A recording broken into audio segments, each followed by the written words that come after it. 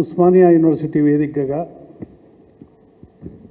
మాట్లాడినటువంటి మాటల్ని ఇలా ఉద్యమకారులుగా మేమందరం కూడా తీవ్రంగా ఖండిస్తూ ఉన్నాం. కేసీఆర్ గారంటే కేవలం ఒక ముఖ్యమంత్రి కాదు, తెలంగాణ రాష్ట్ర సాధన కోసం నిరంతరం శ్రమించి సబ్బండ వర్గాలను ఏకం చేసి జాతీయ పార్టీలను మెడలు వంచి తెలంగాణ సాధించినటువంటి ఒక గొప్ప ఉద్యమకారుడు, నాయకుడు, ఉద్యమ నేత. ఉస్మానియా యూనివర్సిటీ అనేటువంటిది అనేక భావజాలాలకు సంబంధించినటువంటి ఒక అత్యున్నతమైనటువంటి విద్యాలయం.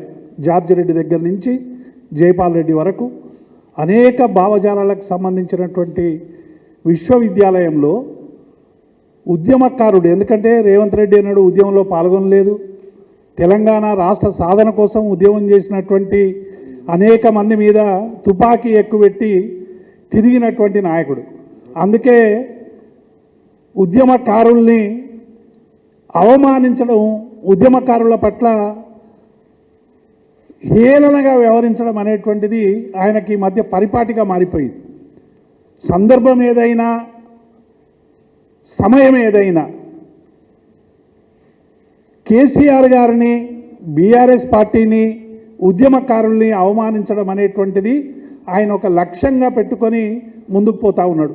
దానికి కొంతమంది ఉద్యమకారులు చప్పట్లు కొడుతూ ఉన్నారు. ఉద్యమకారుల్ని ఒక మానవ మృగంగా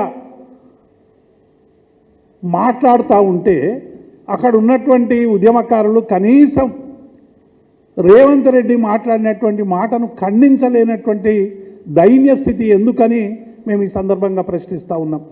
నిజంగానే పరిపాలనాపరమైనటువంటి అంశాలు ఉంటే, రాజకీయపరమైనటువంటి విభేదాలు ఉంటే తప్పకుండా చర్చించుకోవచ్చు, రాజకీయాల మీద మాట్లాడవచ్చు. ఒక ఊందా ఏ ముఖ్యమంత్రి అయినా ఒక విషయం మాట్లాడేటప్పుడు సరైనటువంటి రీతిలో సోయుండి మాట్లాడాలి. కానీ రేవంత్ రెడ్డి మాట్లాడుతున్నటువంటి మాటలు ఇవాళ మొత్తం తెలంగాణ సమాజం మీద ఒక తీవ్రమైనటువంటి ప్రభావం చూపించేటువంటి అవకాశం ఉంది. అందుకే ఉద్యమకారులం అందరం కూడా నిన్న ఆయన మాట్లాడినటువంటి మాటల్ని, ఎందుకంటే ఉద్యమంలో మేమందరం కూడా అనేక త్యాగాలకి సబ్బండ వర్ణాలు కూడా పాల్గొని ఒక వీరోచితమైనటువంటి పోరాటం చేసి సాధించినటువంటి తెలంగాణ, ఆ తెలంగాణ సాధించడానికి రాదన్న తెలంగాణని తీసుకొచ్చి ఆ తెలంగాణని 10 సంవత్సరాల పాటు అభివృద్ధి చేసినటువంటి నాయకుడు కేసీఆర్. కాబట్టి మీరు గత పరిపాలన మీద మీకేమైనటువంటి అంశాలున్నా, విభేదాలున్నా, లేకుంటే వాటి మీద వైరుధ్యాలున్నా తప్పకుండా అనేక విషయాలు మాట్లాడవచ్చు. కానీ ఉస్మానియా యూనివర్సిటీ వేదికలు చేసుకొని, లేకుంటే ఎల్బీ స్టేడియంలో ఉద్యోగులకు పత్రాలు పంచే దగ్గర కావచ్చు, ఎస్ఎస్సి రిజల్ట్స్ వచ్చినప్పుడు విద్యార్థులని ఏం మాట్లాడాలి, ఉస్మానియా యూనివర్సిటీ అనేటువంటిది మీరు ఆక్స్ఫర్డ్ యూనివర్సిటీ చేయనక్కర్లేదు రేవంత్ రెడ్డి గారు. ఉస్మానియా యూనివర్సిటీ గత వైభవాన్ని తీసుకురండి, సరిపోతుంది. మీరు ఉస్మానియా యూనివర్సిటీ అనేటువంటిది అనేక మంది అద్భుతమైనటువంటి నాయకుల్ని తయారు చేసినటువంటి ఒక గొప్ప సంస్థ.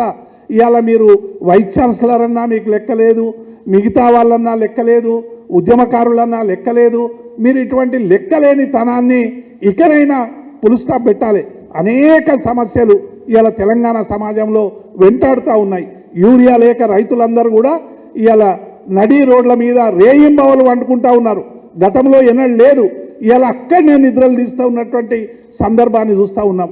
ఉద్యోగులు తమ డిఏల కోసం, పిఆర్సీల కోసం రేయింబవళ్ళు కూడా ఈ ప్రభుత్వం పట్ల ఎంత తీవ్రమైనటువంటి ఆగ్రహంతో ఉన్నారో రోజు మనం చూస్తూనే ఉన్నాం.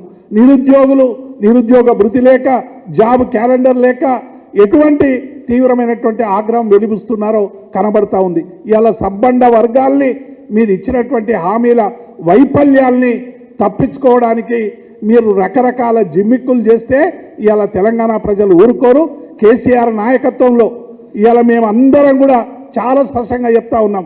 దీనికి వెయ్యి మీరు ఏవేవి మాట్లాడుతూ ఉన్నారో, మీరు మాటలు ఎన్నైనా మమ్మల్ని శాపనార్థాలు పెట్టండి, ఎన్నైనా తిట్టండి, కానీ మీరు ఇచ్చినటువంటి హామీలు అమలు చేసేంత వరకు మేము వెంటాడుతాం, వేటాడుతాం, ప్రజాక్షేత్రంలో నిలదీస్తామనేటువంటి విషయాన్ని మేము స్పష్టం చేస్తూ ఉన్నాం.